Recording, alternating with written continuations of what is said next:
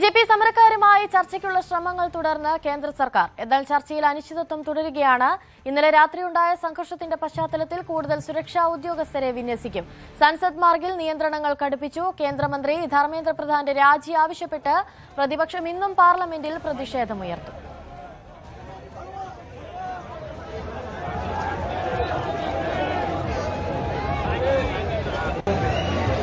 രാഹുൽ ഗാന്ധിക്കെതിരെ ആഞ്ഞടിച്ച കേന്ദ്രമന്ത്രി JP നദ്ദ. വിദ്യാർത്ഥി പ്രക്ഷോഭം രാഷ്ട്രീയവൽക്കരിക്കരുത്. കോൺഗ്രസ് ഭരിക്കുന്ന സംസ്ഥാനങ്ങളിലും സഖ്യകക്ഷികൾ ഭരിക്കുന്ന സംസ്ഥാനങ്ങളിലും ചോദ്യപേപ്പർ ചോർച്ചയുണ്ടായിട്ടുണ്ട്. അതൊന്നും രാഹുൽ ഗാന്ധി കണ്ടില്ലെന്ന് നടിക്കുന്നു. ചില ചോദ്യപേപ്പർ ചോർച്ച മാത്രം കാണുന്നതെങ്ങനെ? വിദ്യാർത്ഥി അനുകൂല നിലപാടാകും. പാർലമെന്റിൽ ചർച്ചയ്ക്ക് തയ്യാറാണെന്നും നദ്ദ.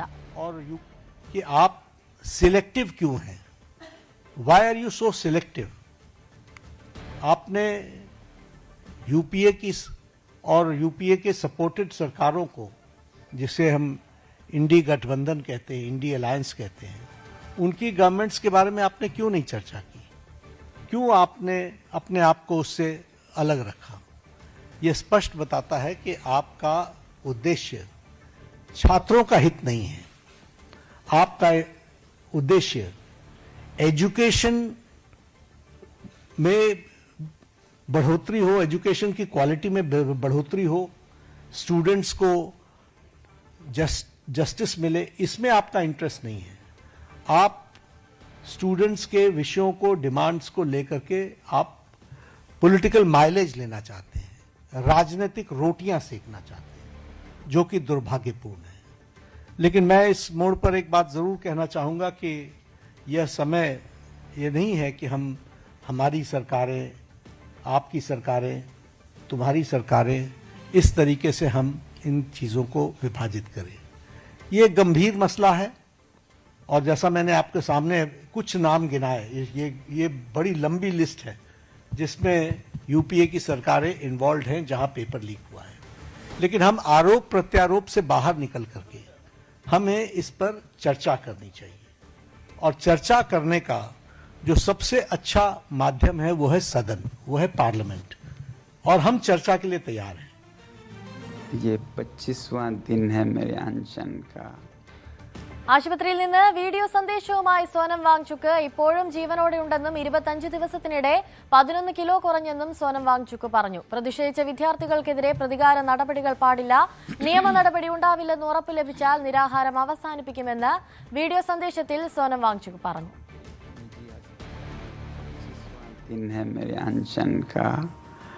25वें दिन तक लगभग मेरा 11 किलो वज़न कम हुआ है और काफ़ी मांसपेशियाँ कम होने लगी हैं, मगर ठीक ही हूँ.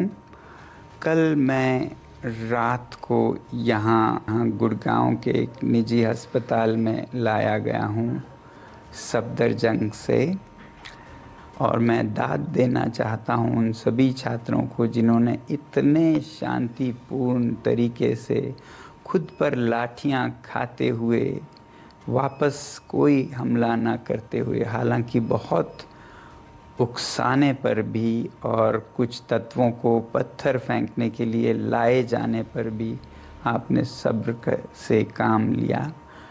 मैं बहुत ही मेरा दिल पिघल गया इससे.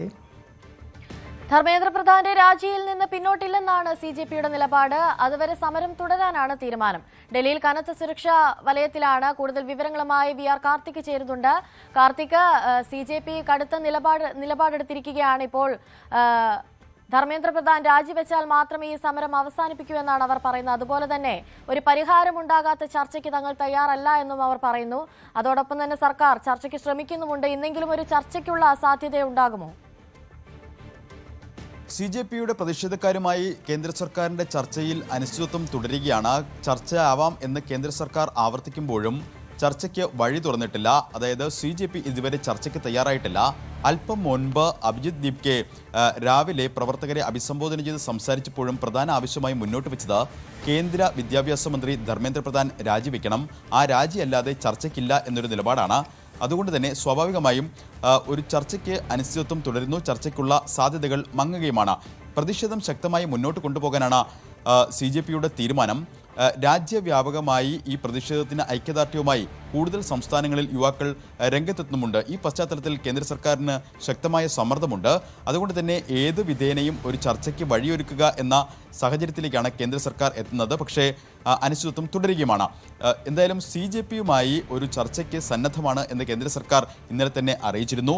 ഇന്നലെ രാത്രി JP നഡ്ഡ ഇത് ആവർത്തിക്കുകയും ചെയ്തിരുന്നു. പക്ഷേ ചർച്ചകൾക്ക് ഇതുവരെ ഒരു സാധ്യത തെളിഞ്ഞിട്ടില്ല. കേന്ദ്ര വിദ്യാഭ്യാസ മന്ത്രിയുടെ രാജിയല്ലാതെ മറ്റു പോംവഴിയില്ല എന്ന നിലപാടിൽ തന്നെയാണ് കോൺഗ്രസിന് പിന്നാലെ CJPയും ആ നിലപാടിലേക്ക് തന്നെയാണ് എത്തുന്നത് എന്നതാണ് ശ്രദ്ധേയം.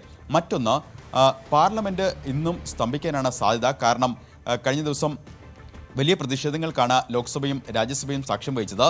ലോക്സഭയിൽ പ്രധാനമായും ഇന്ന് അടിയന്തര പ്രമേയത്തിന് നോട്ടീസ് നൽകും. നിലവിൽ പുറത്തു വന്ന അജണ്ട അനുസരിച്ച് നീറ്റ് ചർച്ചയുമായി ബന്ധപ്പെട്ട വിഷയങ്ങൾ ഇന്ന് പാർലമെന്റിന്റെ പരിഗണനയിലില്ല.